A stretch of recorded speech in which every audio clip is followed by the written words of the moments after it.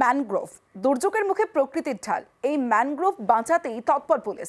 কুলতলির গ্রামে গ্রামে বসছে ক্যাম্প, সচেতন করা হচ্ছে স্থানীয়দের।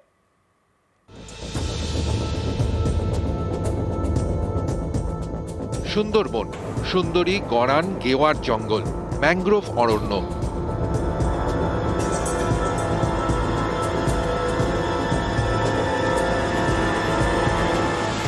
বারবার বিভিন্ন ঘূর্ণিঝড়ে ঢাল হয়ে দাঁড়িয়েছে এই ম্যানগ্রোভ। প্রাকৃতিক ঢাল সেই ম্যানগ্রোভই ধ্বংস করা হচ্ছে সুন্দরবনে।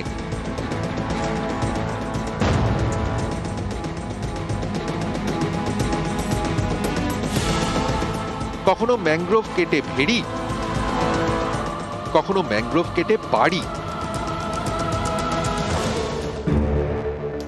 এই খবর বারবার দেখিয়েছে নিউজ 18 বাংলা। এই ম্যানগ্রোভ ধ্বংস আটকাতে এবার তৎপর বারুইপুর পুলিশ জেলা।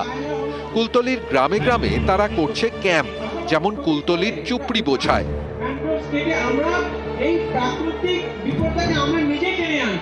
পুলিশ মনে করছে সুন্দরবনের বাসিন্দারা সচেতন হলে তবেই ম্যানগ্রোভ ধ্বংস আটকানো পুরোপুরি সম্ভব হবে, কারণ স্থানীয়রাই পারেন এর বিরুদ্ধে রুখে দাঁড়াতে। আমাদের এখানে বাধা বন বলে অনেক জায়গায় দেখা যাচ্ছে, বিভিন্ন জায়গায় বিভিন্ন সময় কিছু কিছু লোকজন ওটা ডাল টাল কেটে নিচ্ছে, ওটাকে আমাদেরকে আটক করতে হবে। তো এই সব জিনিসগুলো আমাদেরকে মানুষের কাছে পৌঁছানো, ওদের মধ্যে একটা সচেতন জাগানো, এটা হচ্ছে পুলিশ প্রশাসন পক্ষ থেকে এটা একটা ইনিশিয়েটিভ নেওয়া হলো। আমরা যাচ্ছি।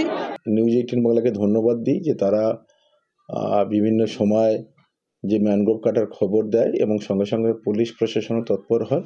এখনও গ্রাম বাংলা যারা নদী তীরবর্তী এলাকার মানুষজন আছে তাদের মধ্যে যাতে আগামী দিনে এই ম্যানগ্রোভ ধ্বংস করার প্রবণতা কমে, যাতে অ্যাওয়ারনেস ক্যাম্প যেমন হচ্ছে, সাথে সাথে মানুষকে সচেতন করতে হবে যাতে এই ম্যানগ্রোভ না ধ্বংস হয়।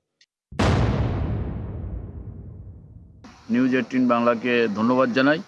আজকের এই নিউজ 18 বাংলা এই যে সম্প্রচার করার জন্য প্রশাসনের তরফ থেকে আজকে তৎপরতা হয়েছে, আর এলাকার মানুষও অনেক সচেতন হয়েছে। এই ম্যানগ্রোভ কাটা খুবই ক্ষতিকারক। আগামী দিনে আরও প্রশাসন তৎপরতা হবে। কুলতলি থেকে অর্পণ মণ্ডল, নিউজ 18 বাংলা।